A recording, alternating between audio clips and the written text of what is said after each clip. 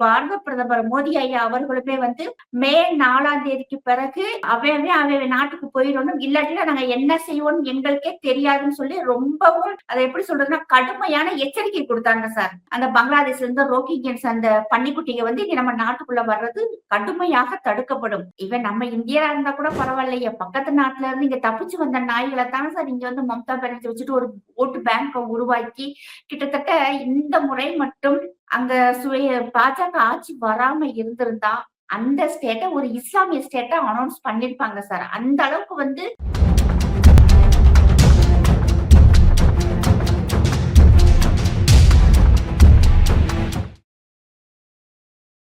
நாரதர் media உணர்வாளர்களுக்கு வணக்கங்கள். நான் உங்கள் விஜய் சின்னசாமி. நம்முடன் இணைந்திருக்கிறார் தேசியவாதி சஹானா பேகம் அவர்கள். வணக்கம் ஜி. வந்தே மாதரம். வணக்கம் சார். மேற்கு வங்கத்தில் பாஜக ஆட்சி பொறுப்பேற்றதிலிருந்து சுவேந்து அதிகாரி அவர்கள் முதல்வராக வந்ததிலிருந்து இஸ்லாமியர்களுக்கு அங்கே தங்க இடம் இல்லை, இஸ்லாமியர்களுக்கு பெரிய பாதிப்பே வந்துவிட்டது, மேற்கு வங்கத்தில் பெரிய பாதிப்பே வந்துவிட்டது, எங்கே வளர்ச்சியே இல்லை, இந்த மாதிரியான பல கேள்விகள் வைக்கப்படுகிறது. உண்மை என்ன? பாஜக பொறுப்பேற்ற பிறகு மேற்கு வங்கத்தில் நடந்திருக்கக்கூடிய முன்னேற்றங்கள் என்ன ஜி? அதாவது சுவேந்து அதிகாரி பொறுப்பு, அதாவது முதலமைச்சராக பதவியேற்று இன்னையோட வந்து ஒரு 31 நாள் ஆகுது சார். அவர் வந்ததுக்கு பிறகு நிறைய மாற்றங்கள் அந்த மாநிலத்துக்கே ஏற்பட்டிருக்கு. அந்த மாநிலத்துக்கு ஒரு விடிவு காலம் வந்திருக்கு சார். இஸ்லாமியர்களுக்கு அங்க எந்த விதமான பாதிப்புகள் இல்லை. பங்களாதேசிகளுக்கும் ரோஹிங்கியன்ஸ், அதாவது மியான்மர்ல இருந்து நம்ம நாட்டுக்குள்ள சட்ட விரோதமாக குடியேறி இருந்தாங்கல்ல சார், அவங்களுக்கு தான் பாதிப்பு. அவங்க வந்து இங்க நம்ம நாட்டுக்குள்ள இறங்கி நம்மளுடைய வரி பணத்துல அவங்க நல்லா சொகுசா வாழ்ந்துகிட்டு இருந்தாங்க.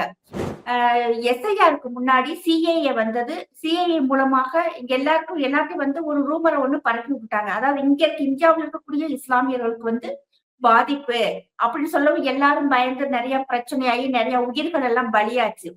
ஆனா அது அப்படி இல்லை. இப்ப பார்த்தோம்னா எஸ்ஐஆர் வந்தது. எஸ்ஐஆர் வந்ததுக்கு பின்னாடி நம்ம நாட்டுல இருக்கிற மக்களுக்கு வந்து குடியுரிமை இருக்கு. நம்ம நாட்டு மக்கள் இல்லாதவங்க அவங்க பாட்டுக்கு வெளியேறிடுன்னு சொல்லிட்டு நம்முடைய உள்துறை அமைச்சர் அமித்ஷா அவர்கள் சொல்லிட்டாங்க.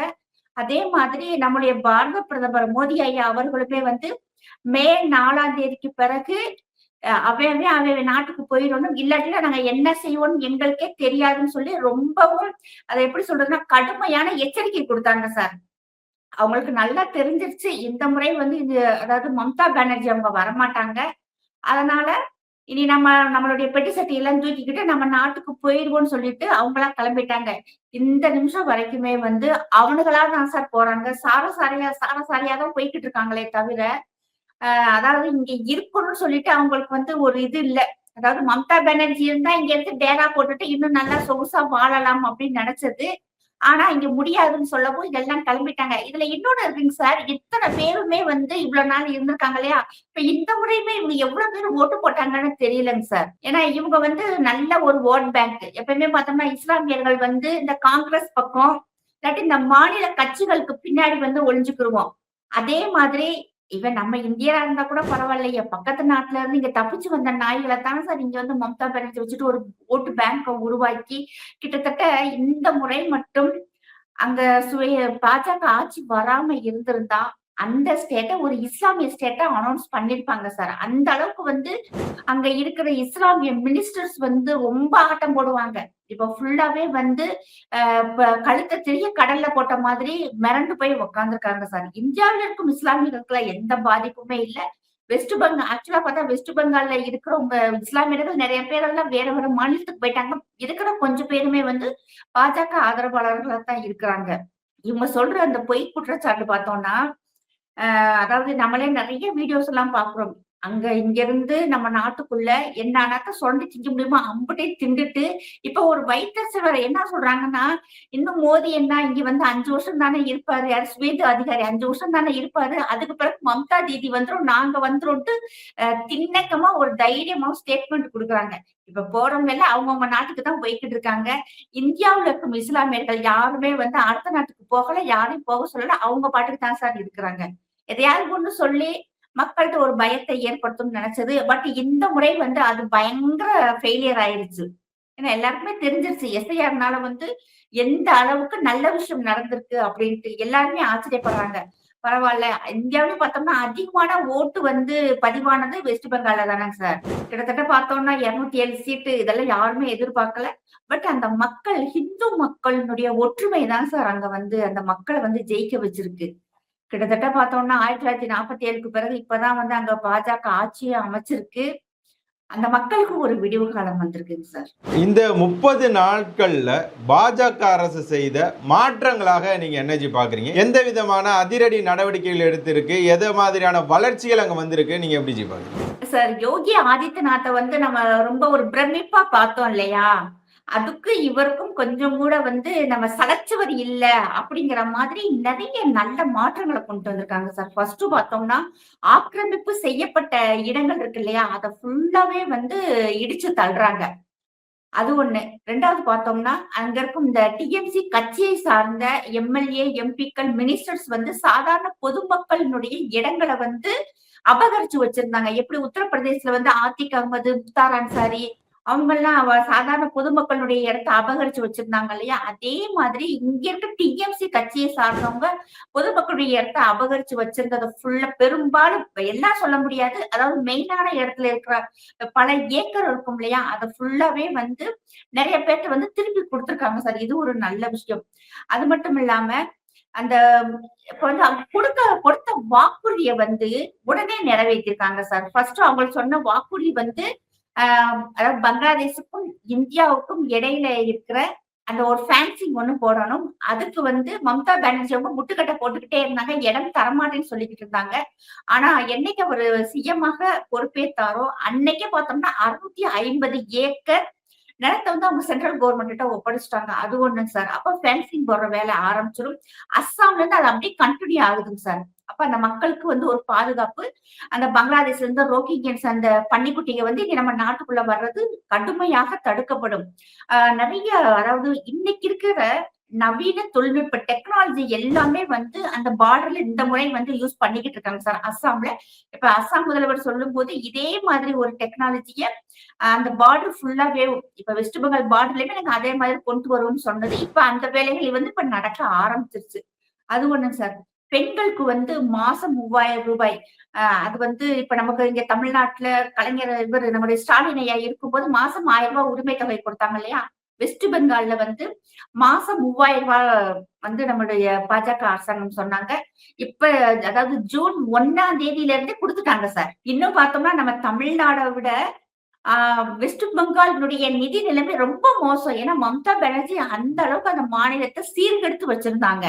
இப்ப அதெல்லாம் இருந்தாலுமே வந்து நம்ம சொன்ன வாக்குறுதிய நிறைவேத்தணும் அப்படின்னு சொல்லிட்டு சுவேந்து அதிகாரி அந்த அதாவது பொறுப்பேத்தது அந்த மிச்சம் இந்த 20 நாள்லயும் அவ்வளவு சண்டே கூட அங்க இருக்கும் அதிகாரிகள் உட்கார்ந்து ஃபுல் டைம் ஒர்க் பண்ணி யார் வந்து அந்த பணம் வாங்குறதுக்கு தகுதியான நபர்கள் அப்படின்ட்டு. இதுல தகுதியான நபர்கள் எப்படின்னா, இதுலயுமே பார்த்தோம்னா வோட்டர் ஐடி ஒருத்தவங்க பேரா இருக்கு. ஆதார் அட்டையில வேற பேரா இருக்குங்க சார். இதுல நெறைய பேருடைய பெயர்கள் வந்து விடுபட்டிருக்கு. அதே மாதிரி ஆண், பெண் வேஷம் போட்டு வோட்டர் ஐடி எடுத்து அதுலயுமே பணம் வாங்கியிருக்காங்க சார். கிட்டத்தட்ட பார்த்தோம்னா 30,00,000த்துல இருந்து ஒரு 60,00,000 இப்படி அதாவது மால் பிராக்டிசிங் பண்ணி வாங்க தகுதி இல்லாத ஆட்கள், பங்களாதேசிகள், ரோஹிங்கியன்ஸ் வந்து மாசம் ரூ. 1,500 மம்தா பானர்ஜி குடுத்துட்டு இருக்காங்க சார். ஒரு 30,00,000 மாசம் மாசம் 30,00,000 ஒருத்தவங்களுக்கு ரூ. 1,500 போது அந்த மாநிலத்தின் நிதி நிலைமை எப்படின்னு பாருங்க சார். நம்ம நாட்டு மக்கள் தின்னுட்டா கூட பரவாயில்லையே. வேற நாட்டுக்காரங்களுக்கு இங்க குடுத்து வச்சிருக்காங்க. அது ஒண்ணு. அது வந்து நெறைய கண்டுபிடிக்கப்பட்டு அத ஃபுல்லாவே வந்து குளோஸ் பண்ணிட்டாங்க சார். இப்ப பார்த்தோம்னா நம்ம இந்தியாவுல இருக்கக்கூடிய எல்லாருமே வந்து அதுல வந்து நம்ம இந்தியாவ பொறுத்தவரைக்கும் அந்த ஜாதி, மதம் எல்லாம் பார்க்காம எல்லா மக்களுமே இப்ப வாங்கிட்டு இருக்காங்க. 1ஆம் தேதியில இருந்தே வந்துட்டாங்க சார். அதுதான் இங்க ஒரு பெரிய விஷயம். அது ஒண்ணு நடந்திருக்குங்க சார். அதே மாதிரி நெறைய கோயில்கள் வந்து டிஎம்சி ஆட்சிக்கு வந்த உடனே கோயில்கள் பூட்டப்பட்டு இருந்தது. எல்லா கோயில்களுமே வந்து பூட்ட உடைச்சு தொறந்துட்டு பூஜைகள் செய்ய ஆரம்பிச்சுட்டாங்க. அது ஒண்ணு. நெறைய ஸ்கூல்கள் அதே மாதிரி நெறைய வீடுகள் வந்து டிஎம்சி கட்சிக்காரவங்க அவங்களுடைய ஆபீஸாக ஒர்க் பண்ணிக்கிட்டு இருந்தாங்க. இருக்கிற பிள்ளைகள் எல்லாம் நீங்க வெளிய பத்தி விட்டுட்டு, இவங்க வந்து ஆபீஸ் போட்டு வச்சிருந்தாங்க. இப்ப அது எல்லாமே வந்து திரும்ப ரெக்கவர் பண்ணி ஸ்கூல் நடத்துறவங்களுக்கு ஸ்கூல குடுத்துருக்காங்க. வீட்டுக்காரங்களுக்கு வீட்ட குடுத்துருக்காங்க சார். இது ஃபுல்லாவே வந்து இப்ப கிட்டத்தட்ட அந்த 1 மாசத்துல ஒரு 30 நாள்ல நடந்த விஷயம் பாத்துக்கங்க சார். அது மட்டும் இல்லாம சட்டம் ஒழுங்குன்னு சொல்லி பார்க்கும்போது, நெறைய அந்த டிஎம்சி கட்சியை சார்ந்த ரவுடிகள் வந்து நெறைய இருந்தாங்க. அதாவது வந்து எலக்ஷன் முடிஞ்சதுக்கு பிறகு பார்த்தோம்னா, மம்தா பானர்ஜி அவர்கள் நெறைய வந்து அது எப்படி சொல்றாங்கன்னா, பாஜக வேட்பாளர்கள், ஆர்எஸ்எஸ் காரவங்க, பாஜகவுக்காக ஓட்டு கேட்க போட்ட பொதுமக்கள் இருக்காங்க இல்லையா? அவங்க எல்லாமே வந்து அரசியல் படுகொலைகள் நடக்கும். இந்த முறை ஒரு கேஸ் கூட அப்படி நடக்கலங்க சார். அப்ப இதுக்கு முன்னாடி செஞ்ச அந்த ரவுடிகள் இருப்பாங்க இல்லையா? அவங்க எல்லாமே வந்து இந்த முறை வந்து தினம் தினம் 3 பேரு, 4 பேரு அதாவது சாதாரண ஆட்கள் இல்லங்க சார். அவங்க மேல வந்து கிட்டத்தட்ட ஒரு 20 கொலை, 30 கொலை, கற்பழிப்பு, அ அடுத்தவங்க இடத்த அபகரிச்சு வச்சது. அப்ப இன்னொன்னு வந்து கட்மணி வாலான்னு சொல்லுவாங்க சார் அங்க. எப்படின்னா, இப்ப நான் வேலைக்கு போறேன். இப்ப நான் ஒரு நாளைக்கு ரூ. 500 சம்பளம் வாங்கினேன்னா, வெளிய நிக்கிற அந்த ரவுடிக்கு ரூ. 150 அழுகணும். இது டெய்லி எல்லாமே நடக்குது. இது வந்து குறைஞ்சிருக்கு. அவங்களே இப்ப என்ன பண்றாங்கன்னா, ஆட்டோவுல கட்டி நாங்க வந்து யாராட்டும் நாங்க பணம் பிடிக்குதோ அத கூட நாங்க திரும்ப குடுத்துடுறோம். எங்க மேல கேஸ் போடாதீங்கன்னு ஆட்டோவுல அனௌன்ஸ் பண்ணிட்டு போறாங்க சார். இதெல்லாம் நடக்குமான்னு பாருங்க. இதெல்லாம் என்னாலவே நம்பவே முடியல. எப்படி இந்த அளவுக்கு வந்து ஒரு மாற்றம் ஒரு மனுஷனால கொண்டு வர முடியுமான்னு சொல்லி பாருங்களேன். இது ஒண்ணு நடக்குதுங்க சார். அதே மாதிரி இப்ப கடைக்கு போயி மாமல் வசூல் பண்றதுக்குன்னு ஒரு குரூப் இருக்கு. இந்த தெருவுக்கு இந்த குரூப், அந்த தெருவுக்கு அந்த குரூப்ன்னு. இப்ப ஜெயிச்ச எம்எல்ஏக்கள் இருக்காங்கல்ல சார், அவங்க என்ன பண்றாங்கன்னா, கடையா போயி சொல்லிர்றாங்க. எவன் வந்து உங்கள்ட்ட வந்து மாமூல் கேட்டாலும் எவனுக்கும் குடுக்காதீங்க.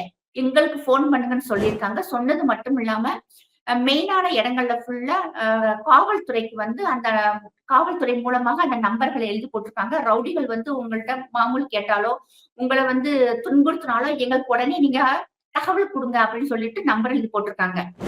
பயப்படாம நீங்க வந்து எங்களுக்கு உறுதுணையா இருங்க. யார் போலீஸ் சொல்றாங்க. உங்களுக்கு வேணுங்கிற எல்லா அதாவது பயம் இல்லாம நீங்க எங்களுக்கு வந்து தகவல் குடுத்தீங்கன்னா, அதுக்குண்டான நடவடிக்கைய நாங்க எடுக்கிறோம் அப்படின்னு சொல்றாங்க. இப்ப பொதுமக்களே பார்த்தோம்னா, உடனே அனௌன்ஸ் பண்ணிடுறாங்க சார். இதுல முக்கியமா பார்த்தோம்னா, கிராமப்புறங்கள்ல வயல்வெளிகள், கரும்பு தோட்டம், அந்த மக்காச்சோளம் போட்டிருப்பாங்கல்ல சார், அந்த தோட்டங்கள்ல போய் பொதுமக்களே வந்து தகவல் குடுத்து தோண்டி எடுக்கும்போது, கவரா பார்த்தோம்னா ரூ. 500 நோட்டு கட்டுகள் வந்து நெறைய எடுத்திருக்காங்க சார். இது ஃபுல்லாவே பொதுமக்கள் அவங்களா இறங்கி வந்து எல்லா வேலையும் பார்க்குறாங்க சார். இதுக்கு முன்னாடி இப்படி நடந்ததே இல்ல. இந்த முறை பார்த்தோம்னா, மக்களுக்கா வந்து ஒரு நம்பிக்கை, ஒரு எழுச்சி வந்திருக்கு. இது எல்லாமே இப்ப நெறைய மாற்றங்கள் வந்திருக்கு. இப்ப இந்த ரவுடிகள் பார்த்தோம்னா, டெய்லி வந்து அரை நிர்வாணமாக அடிச்சு இழுத்துட்டு காவல்துறை போறாங்க. இதுல முக்கியமா பார்த்தோம்னா, நம்மளுடைய மத்திய துணை ராணுவ படைக்கு நன்றி சொல்லணும் சார். அவங்க தான் சார் அங்க இருந்த மக்களுக்கு வந்து ஒரு தைரியம் குடுத்தாங்க.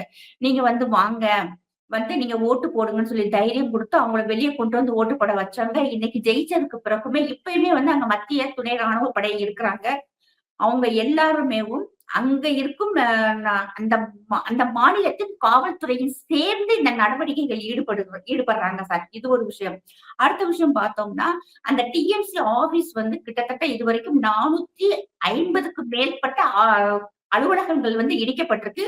இந்த அலுவலகங்கள் இடிக்கப்படுவது சார் முக்கியமான விஷயம் பார்த்தோம்னா, அந்த ஆபீஸ்க்குள்ள வெள்ள புடவை இருந்திருக்கு சார். அதாவது கணவர் இறந்த பின்னாடி விதவைகளுக்காகன்னு சொல்லி குடுப்பாங்க இல்லையா? அந்த வெள்ள புடவை பத்தி இருந்திருக்கு. ஊதுபத்தி.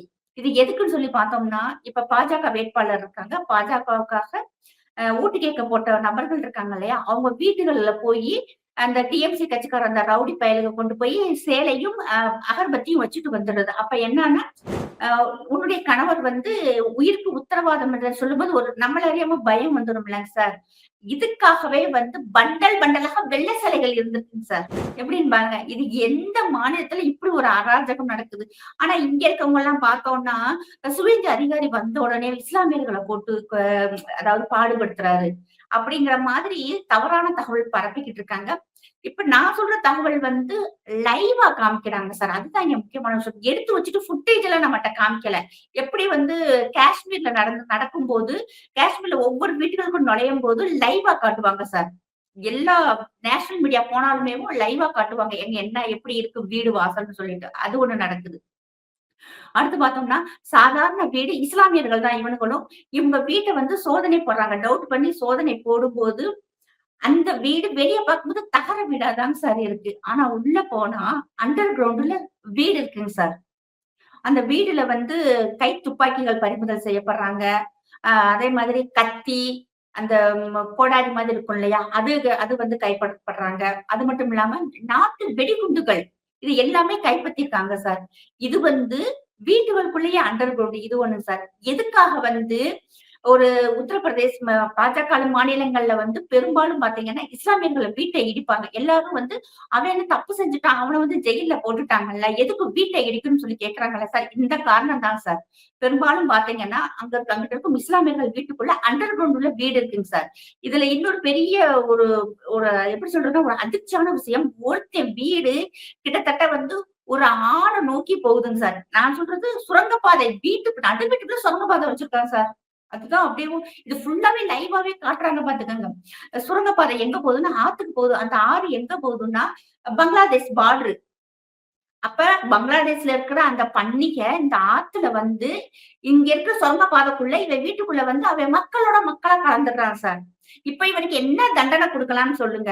இவனை வந்து நல்லவன் சொல்லி கூப்பிட்டு வச்சு இவனுக்கு கவர்மெண்ட்ல சோத்த போட்டு இவனுக்கு வந்து இந்த மரக்கட்டில் குடுக்கலாமா, மட்டன் சிக்கன் குடுக்கலாமான்னு டிபேட்டா சார் நடக்கிறது. இல்ல இவன் வீட்டை விட்டோம்னா இன்னும் எவ்வளவுக்கு உண்டான நம்ம நாட்டுக்கு எதிராக செயல்படுவாங்கன்னு சொல்லி பாருங்க. இப்ப அந்த வீடுகள் எல்லாம் கண்டுபிடிக்கிறாங்க சார். இது பூராமே பார்த்தோம்னா ஒரு 30 நாள்ல ஒரு மிராக்கிள் சார். அதாவது எப்படின்னா, இப்ப பார்த்தோம்னா, தேவேந்திர பட்னவிஸ், யோகி ஆதித்யநாத், ஹேமந்த பிஸ்வ சர்மா, மோகன் யாதவ் அந்த வரிசையில இன்னைக்கு சுவேந்து அதிகாரி சேர்ந்திருக்காங்க சார். அவர் சொல்றாரு, 100 வருஷத்துக்கு என்னுடைய மாநிலத்துல அடுத்து பாஜக ஆட்சி தான். அந்த மாதிரி நான் ஆட்சி செய்வேன்னு சொல்றாரு சார். அதே மாதிரி பார்த்தோம்னா, ஃப்ரீ பஸ். இப்ப நம்ம தமிழ்நாட்டுல சொன்னாங்களே, நீங்க எங்க வேண்டாலும் ஸ்டேட்டுக்குள்ள போய்க்கலாம். உங்களுக்கு பஸ் ஃப்ரீ. அது உடனே ஆரம்பிச்சிட்டாங்க சார். இப்ப அங்க இருக்க பெண்கள் எங்க வேண்டாலும் ஃப்ரீயா போய்க்கலாம், வந்துக்கலாம். நிதி நிலைமை ரொம்ப சரியில்ல. அப்படி இருந்துமே பாத்துட்டீங்கன்னா, அவரு அவ்வளவு விஷயங்கள் வந்து அந்த மக்களுக்கு செஞ்சிருக்காருங்க சார். இவ்வளவு விஷயங்கள் ஒரு மாசத்துல ஒரு மனுஷனால செய்ய முடியுதுன்னா, நம்ம தமிழ்நாட்டையுமே இத மாதிரி செய்யலாம். ஆனா எதுவுமே இங்க நம்ம தமிழ்நாட்ட பார்த்தோம்னா ஃபுல்லா ஜீரோவா தான் சார் இருக்கு. உங்களுடைய பொன்னான நேரத்தை ஒதுக்கி பல தகவல்களை நார்தன் மீடியாவுடன் பகிர்ந்து கொண்டதற்கு மிக்க நன்றி. ஜெய் ஹிந்த், ஜெய் பாரத். தேங்க்யூ.